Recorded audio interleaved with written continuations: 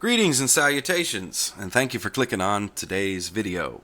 We're going to talk about creating and restoring backups on your Linux system. And what I'm going to show you today is not distro specific, which means that no matter what kind of Linux you're running, you can use the same tools that I use on Ubuntu 16.04 Mate on your system to get the same thing done. Doing backups is very important. It is extremely important that you get yourself a good external hard drive and you back up all of the stuff on your main computer. Back up all of the data that's on all of your computers and have as many copies as you can afford to keep around of the important stuff that you want to keep. I'm a little insane about backups because I had an experience many years ago where I took a job as the operations manager for a cluster of radio stations, and I had been there about a month, and the main server that had all of the audio for the radio stations on it crashed. And this server contained audio that was the music, the commercials, the jingles, everything, okay? And this machine decided that it wasn't going to work. And when it died, all of a sudden, half of the audio that we had for the entire radio station just went poof. And at the time, I was like, great, let's restore the backup. And the people that were there kind of gave me that blank stare like, what backup? We didn't back anything up. So they had actually been running this system and never created a backup so that when it died, we had to manually restore all of that. It took about 6 months to recover from that particular situation. So ever since then, I've been a little crazy about doing backups and making sure that my data doesn't go poof. And this allows me to do things like switch Linux distros whenever I want to. Somebody joked the other day and said, you change distros every 2 weeks. It's because it's no big deal. I can do it very quickly. And if any one of these old decrepit machines dies, then I don't sweat it. I can just fix it, put a new hard drive in it, get another machine, whatever. I can get back to where I was very quickly. So I'm going to show you how I do that today. Since we are talking about Ubuntu, let me talk about this piece of software right here. It's called Backups. It's pretty much included on every flavor of Ubuntu. It actually runs in the background. So that when you boot up your system, this has a little service that's running in the background. And if you have not created a backup after a certain period of time, it's going to nag you to create a backup using this piece of software. There's nothing wrong with this piece of software. It's called Backups. I don't like it because what it does is it backs up your system nicely, but it stores it in compressed files on whatever drive you decide to put your backup on. And I don't like that because I either am going to have to use this particular program to restore that backup, or I'm going to have to be really good at using something like the Archive Manager to get into those files and figure it out. Now, if those files are encrypted, forget it. You can't get in there, so what you have is something completely useless. Most commercial backup software does this. It creates some sort of proprietary or compressed format that the stuff is stored in, and you do not have direct access to it. Don't like that, never have, no thank you. So we're going to talk about a tool that allows me to create a completely open backup, which means that when I back up the data that's on my machine, what I end up with is a directory and or folder, those terms are interchangeable, on that backup drive that has everything that is in my system in an open format. So I can plug that into another computer and then I can look at what's in there and restore the files that I want to restore. So that's how I like to do it. I like to have a nice big open backup, not compressed, not in tar files. I want it to be just a copy of what is on the original machine. Every Linux distribution out there has a tool included with it called grsync. And grsync is a command line utility that will allow you to make exact copies of the data on one machine and put them somewhere else. It could be on an external hard drive, it could be over a network, It could be anywhere that you wanted this data to go. It just creates an exact copy, which is what we want to do. Using rsync at the command line is a bit cumbersome though, because once you enter all of the options that you need, you end up with a very long command.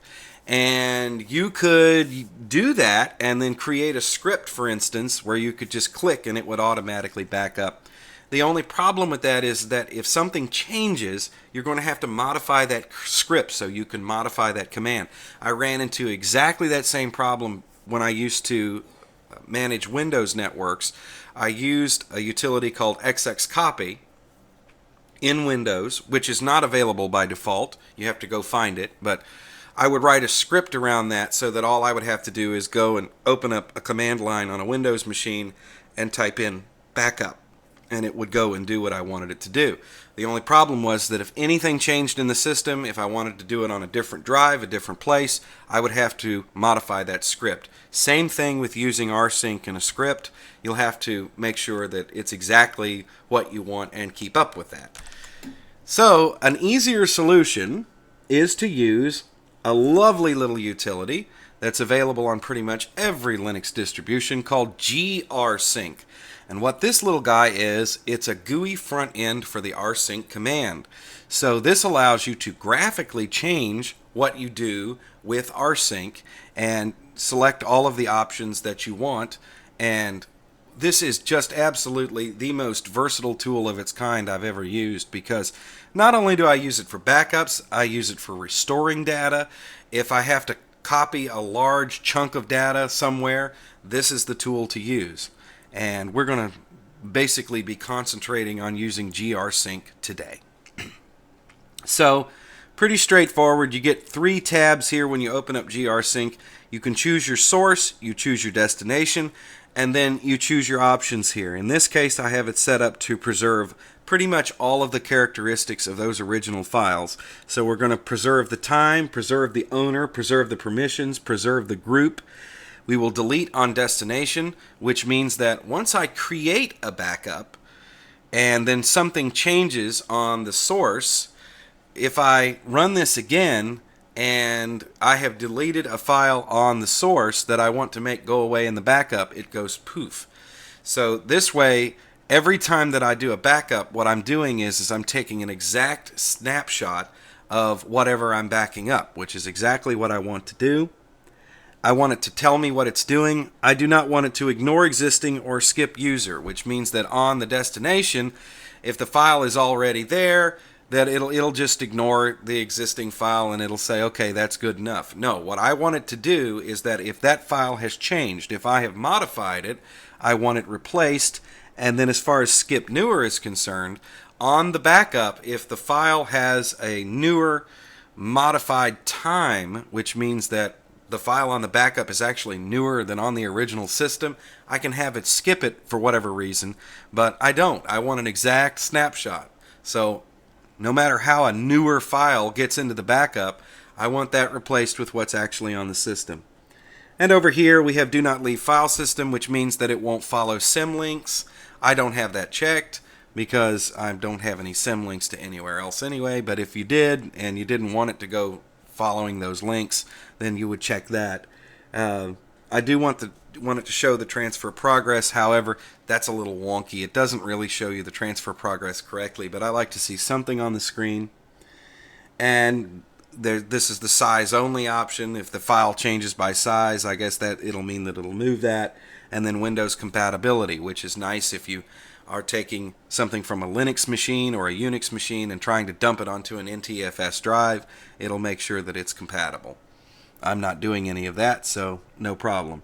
The second thing to look at here, these are a bunch of options that you can look at and choose. These are secondary. I don't have any of this checked and it works just fine. I'm not even sure what all of this stuff does, to tell you the truth.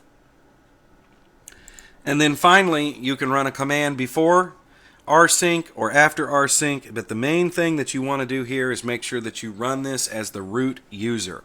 If you're going to be creating backups of your entire home directory, then you really want that to be checked because you're going to be copying other people's files. And the only user on the system that can do that and preserve all the permissions the way you want them to be preserved is the root user. So this has to run as the root user. So I have this set up already to run a backup onto my backup drive, which is on the machine. And the lovely thing about grsync is that it gives you two options. If you click here, then you are going to do a dry run. It's going to act like it did it, but it's not going to do it. It's going to just show you the output of what would happen if we would actually run it. So I'm going to go ahead and do that so we can get some output on the screen. And yes, it runs as super user. And then it is going to go out, and as you can see, it's scanning through all that stuff. And it's going to see what it would actually change if it did the backup. And this will take it just a second to do. It is important to use this option first if you are at all in doubt of what this system is going to do when you launch it, because rsync can absolutely blow out huge chunks of data. It can just make things disappear. If you have on the front window here any of this wrong in any way, and you do this and then run it for real, it could just make things go poof, especially when you're using it to restore from a backup to the main system. If you only want to back up one directory or folder full of stuff, then you need to make sure that that's correct. And this is how you can do this. And one of the reasons that it's throwing out all of this stuff here is that this is not usually the machine that I back up from. I do that from the big machine, and then that becomes the kind of the main thing there, and then I go around and restore to all the other machines. So that's why it's putting out all of this data of what it would change, because it's not exactly the same. So I'm going to go ahead and cancel this. That was just to show you what it was doing anyway. Okay, so let me go ahead and type in my... Alright, and now it kills the process, or at least it should have. So I can close that up. So that's basically what grsync does. So in this case, as I've said, I've got it copying the entire home folder. So let's open up a file manager here and talk about what we're copying and why it's important. When you open up your file manager, it goes to your home directory that all of your settings and personal files live in. This is where everything is. But on the system, if we look at the complete file system for the computer and we open up home, you'll see that every user's files is in here. So if I go into my home folder like this and open that up, then you see the basic stuff that you see, which are just the directories that have all the common files in them, like desktop and downloads and things like that. Let me go ahead and full screen this. If I choose to show hidden files, which is Control H, then you'll see we have a lot more than that in here. And here's where all of your system settings are. So if you want to make sure that when you restore your backup, let's say that you're switching distributions of Linux, you're going to be using a different desktop on the new one. So you're going to have to manually bring this stuff over here. You can just go through here and take a look. Like, for instance, I have all kinds of software. Here are the files for grsync. This is where the setup files for grsync live. And we can go through here. Here's where Skype. Here is where my SSH stuff is. This is where all the approved keys and everything for SSH is. And then we got Thunderbird. Here's where the local cache for Thunderbird is, and all the settings for my email is in the Thunderbird directory. And then Mozilla over here is where everything for Firefox lives. So if you restore these folders to the new computer, or the new setup, once you get it reloaded, when you open up these programs, they're going to be right where they were before you backed it up. Some programs store information in this folder. This is a folder called Local. You open that up, you'll have Share, and then you'll see here that you've got all kinds of stuff, all kinds of configuration stuff for all kinds of folders. So here's where Rhythmbox holds its configuration. Let's see, what else is in here? You got VLC. This is where VLC puts its configuration. So if you use VLC, you want to make sure that that gets moved to the new system. And then another folder to show you it's very important, is .config. And in config here, this is where we have a lot of configuration files. Here's the configuration files for Banshee. This is where your applications that are set to auto start are put. Google Chrome puts all of its configuration here, so if you want to reinstall Google Chrome onto a new system, just drag this in, and if it exists by the time that you launch Google Chrome for the first time, then that'll fix it. Also, with web browsers and email clients, let's say that you're running your web browser and you click on the wrong thing, and Lord help you, you get some sort of weird malware that's screwing up your browser. And it can happen. It can happen no matter what operating system you're running, even if it's Linux. Then what you can do is go ahead and close the browser, get out of it, make sure it's completely closed. If you have a backup that was taken before you got the malware, then all you have to do is replace the current configuration folder with the old one, the one that was backed up, and all of that malware usually goes completely away. It's a way to completely reset the system.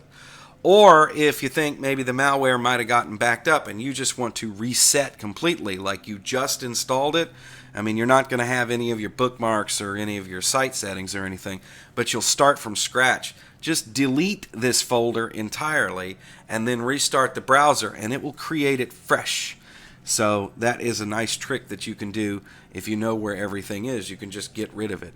So all of your stuff is contained in your home folder. This applies to about 99% of all the applications that you will run on Linux. However, there are a few that actually store some information within the system file system underneath the slash file system, the one that you really don't have direct access to. Like, for instance, Wine programs, if you install those, some of that information is stored in the /USR or Universal System Resource Directory, and so therefore if you try and restore the Wine folder, it's not going to work. But it works with all of the basic applications, and it will get you going once again if you should have to reinstall. Of course, if you are going to just reinstall Linux and then you're going to reinstall exactly the same distribution, or you're going to upgrade from one version to the next, let's say that you're going to upgrade from Ubuntu 16.04 to Ubuntu 16.10 when it comes out, you're not changing your desktop, you're going to have all the same stuff, then you don't have to do it manually. You don't have to pick and choose. I do that all the time because I'm just so familiar with it, I just do it anyway.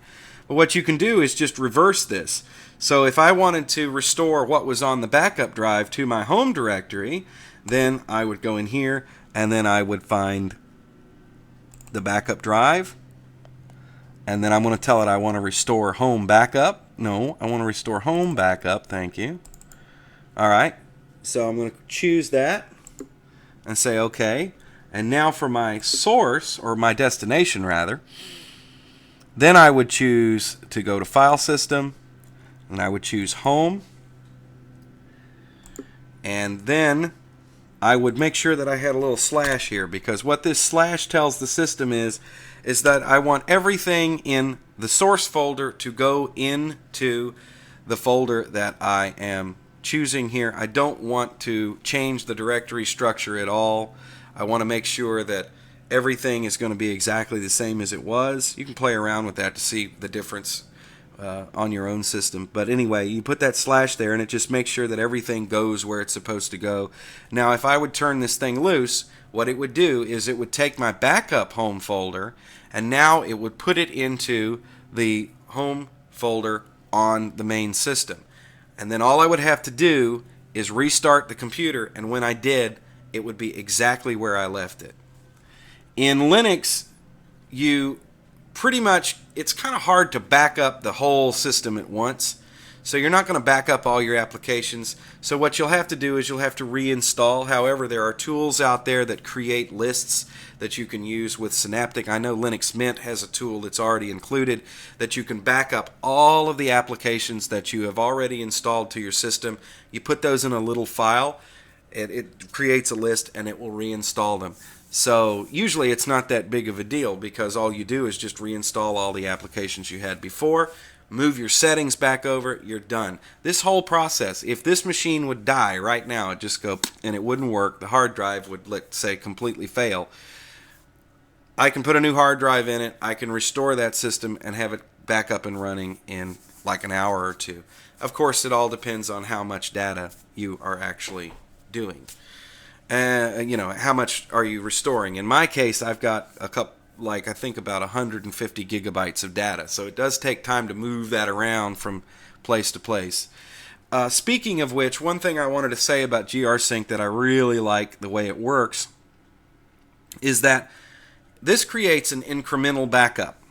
So the first time that I would turn this loose, if it was set up the way it should be, not backwards, the first time that I would turn this loose, what it would do is it would back up all the files onto the external drive or wherever I wanted to put them. And then the next time that I would run this same command, if nothing has changed from the source directory to the destination directory, it doesn't bother to actually overwrite that backup. So it's only going to move what has actually changed. What files have been modified, added, or deleted. That's what will be changed. And so therefore, yes, the first time that you run this, if you have a lot of data like I do, it might take it an hour. And it might take all that time to move all that data over. The next time you do it, only what's changed is going to be backed up. So that means that the next time around, it may take anywhere from 30 seconds to 5 minutes, because you don't completely redo everything in your system. Like your music collection, it really doesn't change. Once you put it in there, it stays the same. So it's not going to recopy all that stuff that hasn't changed. But if you've added music to your music collection, then it'll take the new stuff over, or maybe you've taken some stuff out or moved it around. It will do all those changes. So grsync is an excellent tool for doing backups like this, and now you have a pretty good idea of how I do it. It is really this simple. I encourage you to download it and play with it. The only thing that I caution you about, once again, is that it is a very powerful tool. So if I would actually click this thing and turn it loose, then it would restore my entire home directory, blowing out even the video that I'm doing right now, and you guys would never see it. So you need to make sure that before you actually turn this loose for real, that you know exactly what it is doing to make sure that you don't blow out a bunch of data. I certainly hope this video has helped you. I've had a lot of questions about this lately. I did post a video about this way back, but I don't think I quite went into as much detail, so you can consider this to be an update on that video. Thank you for watching. We will talk again soon, and while you are hanging out, playing on YouTube, take some time to go over and check out freedompenguin.com for lots of nifty articles about Linux. Also, check out Easy Linux on the web if you'd like me to give you some personal IT support, and check out Easy Linux on Facebook, and if you would, give it a like. Thanks for watching, gang.